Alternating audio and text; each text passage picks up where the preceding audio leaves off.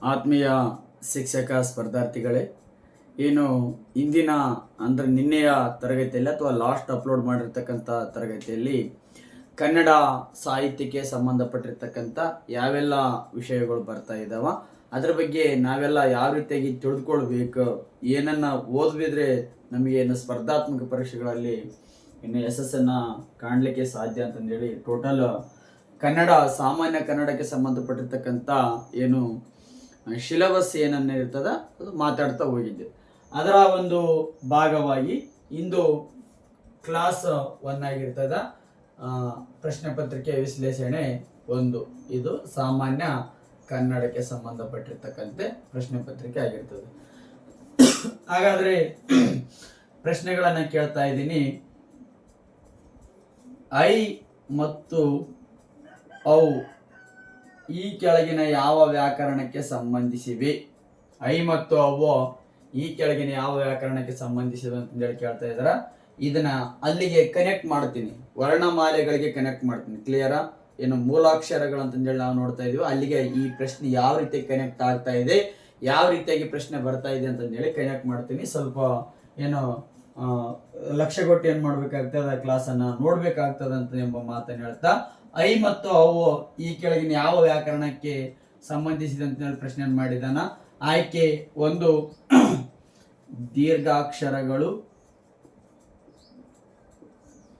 ಆಯ್ಕೆ 1 ದೀರ್ಘಾಕ್ಷರಗಳು, ಆಯ್ಕೆ ಬಿ ಸಂಧ್ಯಕ್ಷರಗಳು, ಆಯ್ಕೆ ಬಿ ಸಂಧ್ಯಕ್ಷರಗಳು, ಆಯ್ಕೆ ಸಿ ಏನು ರಶ್ವಸ್ವರಗಳು, ಆಯ್ಕೆ ಸಿ ರಶ್ವಸ್ವರಗಳು, ಆಯ್ಕೆ ಡಿ ಪ್ಲೂತಾಕ್ಷರಗಳು, ಆಯ್ಕೆ ಡಿ ಪ್ಲೂತಾಕ್ಷರಗಳು, ಆಯ್ಕೆ ಡಿ ಏನಾಗ್ತದ ಪ್ಲೂತಾಕ್ಷರಗಳು ಅಂತ ಹೇಳಿ ಆಯ್ಕೆಯನ್ನು ಕೊಟ್ಟಿದ್ದಾನ.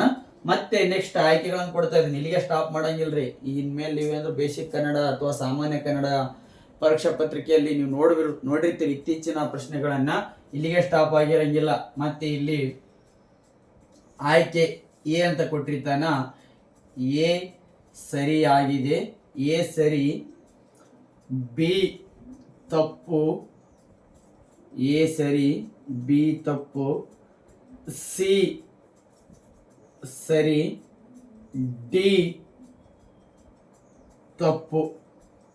ಇಷ್ಟುದ್ದ ಆಯ್ಕೆಗಳು ಒಂದೊಂದಿರ್ತವ್ರಿ. ಕ್ಲಿಯರಾ? ಎ ಸರಿಯಾಗಿದೆ, ಬಿ ತಪ್ಪಾಗಿದೆ, ಸಿ ಸರಿಯಾಗಿದೆ, ಡಿ ತಪ್ಪಾಗಿದೆ ಅಂತ ಹೇಳಿ ಕೊಡ್ತಾ ಇದ್ದಾನ. ಆಯ್ಕೆ ಬಿ ಅನ್ನ ಕೊಡ್ತಾ ಇದ್ದಾನ. ಎ ಸರಿ, ಕ್ಲಿಯರ? ಎ ಸರಿಯಾಗಿದೆ, ಬಿನು ಸರಿಯಾಗಿದೆ, ಸಿ ತಪ್ಪಾಗಿದೆ, ಸಿ ತಪ್ಪಾಗಿದೆ, ಡಿನು ಏನಾಗಿದೆ ತಪ್ಪಾಗಿದೆ ಅಂತ ಕೊಡ್ತಾ ಇದ್ದಾನ.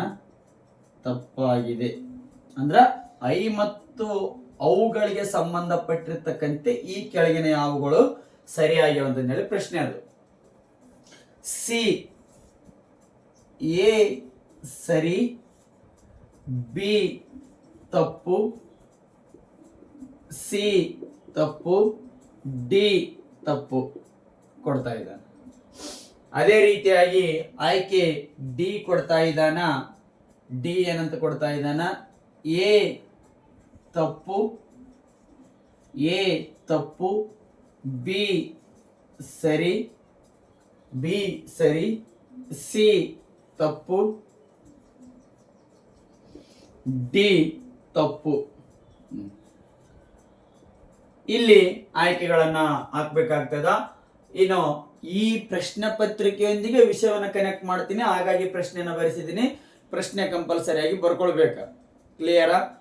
ಐ ಮತ್ತು ಅವು ಈ ಕೆಳಗಿನ ಯಾವ ವ್ಯಾಕರಣ ಅಂಶಕ್ಕೆ ಸಂಬಂಧಿಸಿದೆ ಅಂತ ಹೇಳಿ ಪ್ರಶ್ನೆನ ಕೇಳಿದಾನ. ಐ ಮತ್ತು ಅವುಗಳು ದೀರ್ಘಾಕ್ಷರಗಳು ಅಂತ ಹೇಳ್ತಾ ಇದ್ದಾನ. ಐ ಮತ್ತು ಅವುಗಳು ಸಂಧ್ಯಾಕ್ಷರಗಳಂತ ಹೇಳ್ತಾ ಇದ್ದಾನ. ಐ ಮತ್ತು ಅವುಗಳು ರಶ್ವಸ್ವರಗಳಂತ ಹೇಳ್ತಾ ಇದ್ದಾನ. ಐ ಮತ್ತು ಅವುಗಳು ಪ್ಲೂತಾಕ್ಷರಗಳಂತ ಹೇಳ್ತಾ ಇದ್ದಾನ. ಕೆಳಗೆ ಆಯ್ಕೆಗಳನ್ನು ಕೊಡ್ತಾ ಇದ್ದಾನ. ಇದರಲ್ಲಿ ಎ ಸರಿ ಆಗೈತಿ, ಬಿ ತಪ್ಪಾಗೈತಿ, ಸಿ ಸರಿ, ಡಿ ತಪ್ಪು ಅಂತ ಹೇಳ್ತಾ ಇದ್ದಾನ.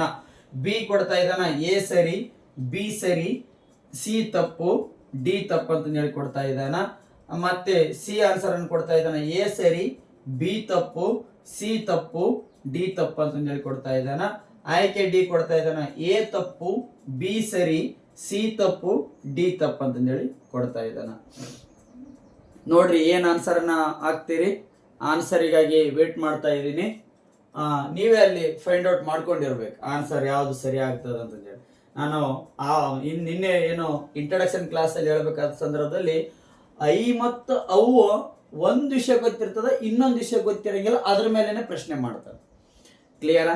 ಸಿಂಪಲ್ ಆಗಿ ಕೇಳ್ಬಿಟ್ರೆ ಓಕೆ, ನೋ ಪ್ರಾಬ್ಲಮ್. ಐ ಮತ್ತು ಅವು ಈ ಕೆಳಗೆ ಏನನ್ನು ಕರೀತಾರೆ ಅಂತ ಹೇಳಿ ಕೇಳ್ಬಿಟ್ರೆ ನೋ ಪ್ರಾಬ್ಲಮ್. ಇಲ್ಲಿ ಆನ್ಸರ್ ನ ಹೇಳಲಿಕ್ಕೆ ಹೇಳ್ತಾ ಇದ್ದೀನಿ, ಆನ್ಸರ್ ಅನ್ನ ಹೇಳ್ತಾ ಇದ್ದೀನಿ. ಇಲ್ಲಿ ಎ ಸರಿಯಾಗಿದೆ ಮತ್ತು ಬಿನು ಸರಿಯಾಗಿದೆ.